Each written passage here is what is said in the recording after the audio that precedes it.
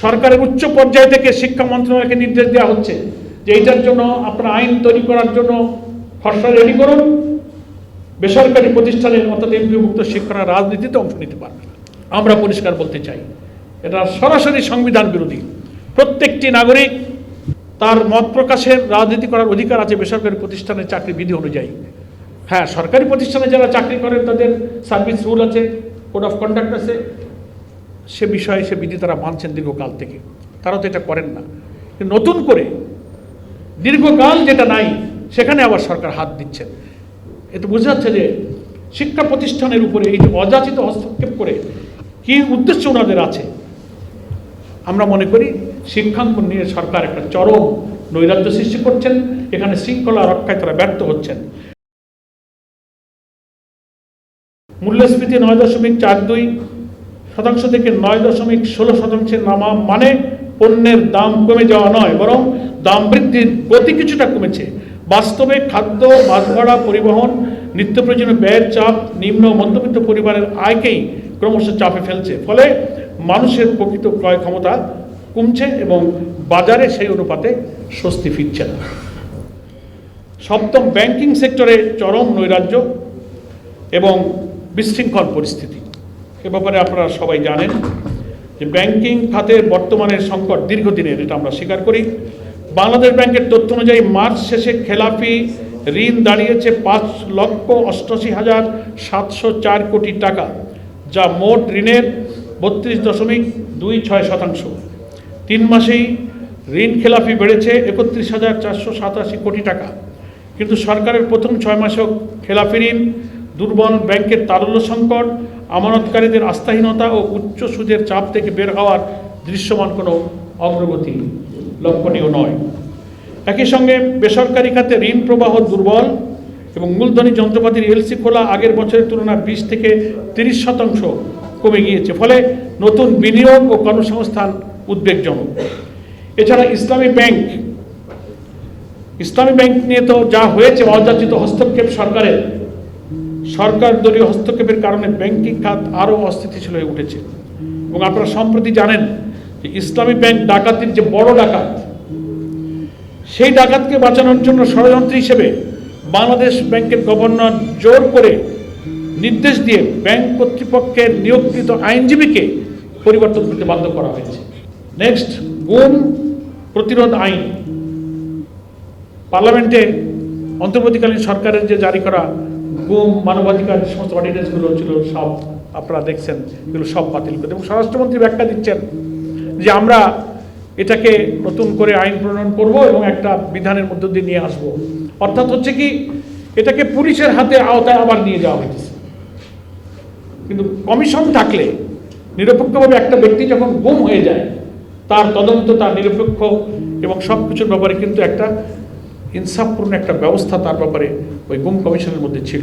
এটা বাতিল করার মধ্য দিয়ে হয়েছে কি, যে যারাই গুম করবে তারাই তদন্ত করবে, পুলিশের হাতে চলে গেল। এ ব্যাপারে যে কথা বলে ওনারা নতুন আইনের যে উদ্যোগ নিচ্ছেন, এটা সরকারি দলের পক্ষ থেকে বিরোধী দলের উপরে অত্যাচার, নির্যাতন এবং গুমের মাত্রা কিন্তু আরও বৃদ্ধি পাবে। আরও কয়েকটি বিষয় আপনাদের কাছে আমি পেশ করছি। কৃষি খাতে খুব চরম অবস্থা গত 6 মাসে। সেখানে সারা দেশে সার নিয়ে হাহাকার দেখা দিয়েছে। কৃষক সরকার নির্ধারিত দামের 2 থেকে 3 গুণ দাম বৃদ্ধি দিয়ে সার কিনতে হচ্ছে, সার পাচ্ছে না। এবং নানা সিন্ডিকেট করে এক শ্রেণীর লোক এই সারের ক্রাইসিস তৈরি করছে এবং মূল্য বাড়িয়ে দিয়েছে। নতুন নীতিমালা করার কারণে পুরাতন ডিলার ও খুচরা বিক্রেতারা তাদের ডিলারশিপ হারানোর আশঙ্কা করছেন। তাদের ধারণা সারের ডিলারশিপ ও খুচরা বিক্রয় এই দলীয়করণ করা হচ্ছে। এবং সামনে ধানের আমন মৌসুম, এ সময় সার না পাওয়া গেলে সারা দেশে আরও অস্থিরতা তৈরি হবে। এছাড়া সরকার সারের ভর্তুকি কমানোর যে পরিকল্পনা করছে তা কৃষি ও কৃষকদের জন্য মারাত্মক ক্ষতির কারণ হতে পারে। ধানের দাম পাচ্ছে না কৃষক। বিগত বড় মৌসুমে সরকার প্রতিমণ ধানের দাম 1440 টাকা নির্ধারণ করলেও কৃষকরা প্রতিমণ ধান 1050 টাকা থেকে 1100 টাকাও বিক্রি করতে বাধ্য হয়েছে, যা ঘোষিত সরকারি দামের তুলনায় অনেক কম। 1 মণ ধানে একজন শ্রমিকের উৎপাদন খরচও কিন্তু ওঠে নাই। হাওড় অঞ্চলে ভারী বর্ষণ, পাহাড়ি ঢলে বিভিন্ন উপজেলায় হাজার হাজার হেক্টর জমির বোরো ধান কিন্তু তলিয়ে গেছে, যার ক্ষতির পরিমাণ প্রায় 400 কোটি টাকা। এইসব এলাকায় ধানের মূল্য, ন্যায্য মূল্য না পাওয়ার কারণে কৃষকরা বিরাট সংকটের মধ্যে পড়েছে।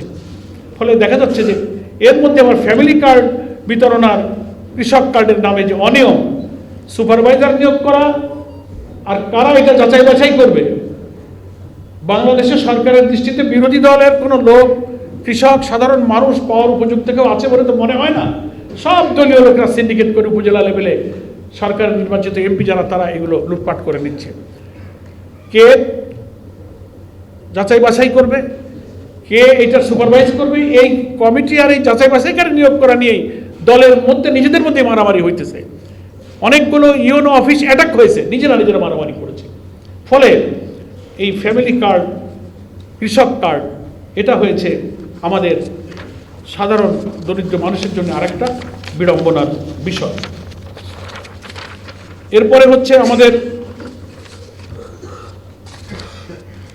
শিক্ষক এবং শিক্ষা সম্পর্কে সরকারের যে চরম ব্যর্থতা, সেটাও আপনাদের কাছে পেশ করে। আপনারা জানেন যে শিক্ষা প্রতিষ্ঠানে এনটিআরসির বদলে ম্যানেজিং কমিটি বা গভর্নরের মাধ্যমে শিক্ষক নিয়োগের সুযোগ সৃষ্টি করার জন্য সরকার মাঝখানে সিদ্ধান্ত নিয়ে পদক্ষেপ নিতে যাচ্ছিল। সারা দেশে ফুঁসে উঠেছে শিক্ষকরা, সমস্ত মহল থেকে ছাত্র শিক্ষক বিক্ষোভ করেছে। এখন ওনারা থামছেন, ষড়যন্ত্র কিন্তু শেষ হয়নি। এমপিওভুক্ত শিক্ষকরা রাজনীতি করতে পারবে না। সুদীর্ঘকাল বাংলাদেশের ইতিহাসে এমপিওভুক্ত স্কুল, কলেজ, মাদ্রাসার শিক্ষকরা রাজনীতি করছেন। বেসরকারি যেখানে সরকারি এমপিওভুক্ত বেতন থাকে, তারা পার্লামেন্ট ইলেকশন করেন, তারা ইউনিয়ন পরিষদে নির্বাচিত হয়। জাতীয় সংসদ সদস্যদের ক্ষেত্রে অব্লিগেশন নাই। ওনারা নতুন করে ইলেকশন কমিশনের পক্ষ থেকে একটা মিটিং করে কমিশনে ওনারা একটা সিদ্ধান্ত নিয়ে একটা রিকমেন্ডেশন অ্যাপ্রুভ করেছেন যে এমপিওভুক্ত কোনো শিক্ষকরা স্থানীয় নির্বাচনে অংশ নিতে পারবে না। জামাত ইসলামের পক্ষ থেকে একটা ডেলিগেশন আমরা গিয়েছিলাম, লিখিতভাবে আমরা বলেছি যে আপনাদের এই সিদ্ধান্ত বাতিল করুন। ওনারা আমাদেরকে এইটুকু বলেছেন যে না, আমরা আমাদের কমিশনের মিটিংয়ে এটা অ্যাপ্রুভ করেছি, কিন্তু আমরা এখনও মন্ত্রণালয়ে এই চিঠিটা পাঠাইনি। আমরা বলেছি এটা আপনাকে বাতিল করতে হবে।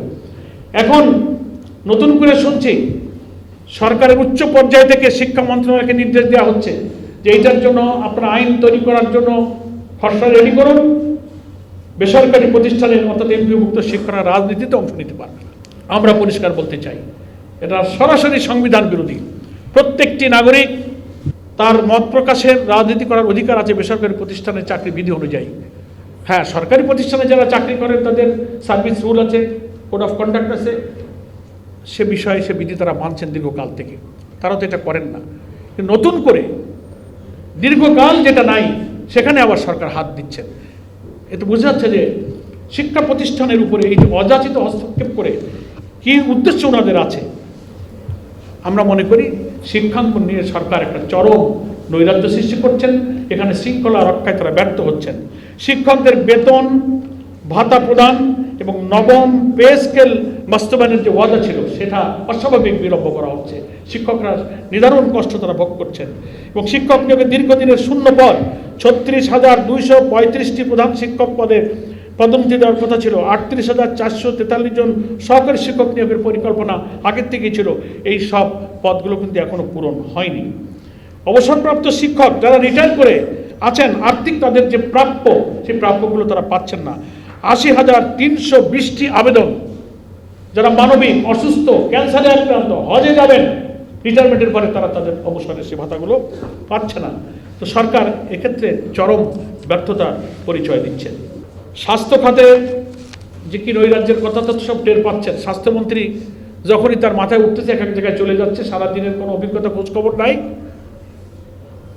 এক এক জায়গায় গিয়ে এক এক সিদ্ধান্ত দিচ্ছেন, আর রোগী, হাসপাতাল কর্তৃপক্ষ, জনগণ ক্ষিপ্ত হয়ে উঠছে। প্রত্যেকটি উপজেলা পর্যায়ের কমপ্লেক্স 101 শয্যায় উন্নীত করার পরিকল্পনা ঘোষণা আগের থেকেই করা হয়েছে। 6 মাস চলে গেছে, উপজেলা হেলথ কমপ্লেক্সগুলো 100 বেডের উন্নীত করা হয়নি। এবং চিকিৎসক এবং স্বাস্থ্যকর্মীদের ব্যাপক ঘাটতি, ঔষধ সংকট, হাসপাতালগুলো একেবারেই অব্যবস্থা, নোংরা, অস্বাস্থ্যকর পরিবেশ। আমাদের এমপি সাহেবরা যাচ্ছেন এই সিন্ডিকেট এবং দুর্নীতির জায়গায়, যখন যাচ্ছে সেখানে ওই সিন্ডিকেট দ্বারা আমাদের এমপি সাহেবরা পরিদর্শনে বাধাগ্রস্ত হচ্ছে। হামে কি পরিমাণ শিশু মৃত্যুবরণ করলো সরকার, পূর্বে সরকারকে দোষ দিল। আধুনিক চিকিৎসা বিজ্ঞানের এত উন্নতির সময় এই সরকার কিন্তু কোনো পদক্ষেপ, কোনো ব্যবস্থা প্রিপারেশন নিতে পারে নাই। আমাদের বিরোধী দলের এমপি সাহেবরা উন্নয়নের জন্য নির্বাচিত এমপি, তারা তাদের নিজেদের এলাকায় উন্নয়ন কাজ করবেন, বরাদ্দ, রাস্তাঘাট, মানুষের দারিদ্র বিমোচন, খাল নদী খনন, উন্নয়ন, রাস্তাঘাট, তাদের বরাদ্দের ক্ষেত্রে প্রচন্ড বৈষম্য করা হচ্ছে। বরং বিরোধী দলের নির্বাচিত এমপিদের খবরদারি করার জন্য মহিলা সংরক্ষিত আসন, তাদের এক একজন এমপিকে তাদের মাথার উপরে বসাই দিয়ে তাদেরকে সুপারভাইজার বানানো হয়েছে। প্রচন্ড সংবিধান বিরোধী, সম্পূর্ণ অনিয়ম, দলীয়করণের একটা নির্লজ্জ পদক্ষেপ হচ্ছে এটা। নির্বাচিত একজন এমপিকে আপনি অনির্বাচিত সংরক্ষিত আসনের একজন মহিলা, যিনি ওই এলাকার কোনো মানুষ নন, তিনি তার উন্নয়নে তদারক করবেন? সংবিধানে একজন জনপ্রতিনিধির এখতিয়ারের উপরে হস্তক্ষেপ করা হয়েছে, এবং তাও করবেন আপনি বিরোধী দলের এমপির উপরে, সরকারি দলের সংরক্ষিত। তাহলে এখন সরকারি দলের এমপিরা যেখানে আছেন তার কাজ কি তদারক করবে? এগুলো হচ্ছে নির্লজ্জ দলীয়করণ এবং নির্বাচিত বিরোধী দলের এমপিদের উন্নয়নের কাজে ব্যাপক হস্তক্ষেপ করা হচ্ছে। বিচার ব্যবস্থা তো একেবারে সর্বনাশ করা হয়েছে, স্বাধীন বিচার ব্যবস্থাটা শেষ করে দিয়েছে। সুপ্রিম কোর্টের স্বাধীন সচিবালয় করা হয়েছিল, সেই সচিবালয় তারা বাতিল করে দিয়েছে। সুপ্রিম কোর্ট সেক্রেটারিয়েট অর্ডিন্যান্স, যেটা সুপ্রিম কোর্টের নিজস্ব সচিবালয়, বিচার বিভাগের প্রশাসনিক স্বায়ত্তশাসন জোরদার একটি গুরুত্বপূর্ণ উদ্যোগ হিসেবে বিবেচিত হচ্ছিল, কিন্তু সরকার সেটা বাতিল করে দিয়েছে। স্বাধীন বিচারক ব্যবস্থা নিয়োগের 2025-এর যে সুপ্রিম কোর্ট জাজেস অ্যাপয়েন্টমেন্ট অর্ডিন্যান্স, সেটা বাতিল করে দিয়েছে। ফলে এখন হয়েছে যে বিচারপতি নিয়োগের স্বচ্ছতা, মেধা থাকলো না, রাজনৈতিক প্রভাব এখানে এসে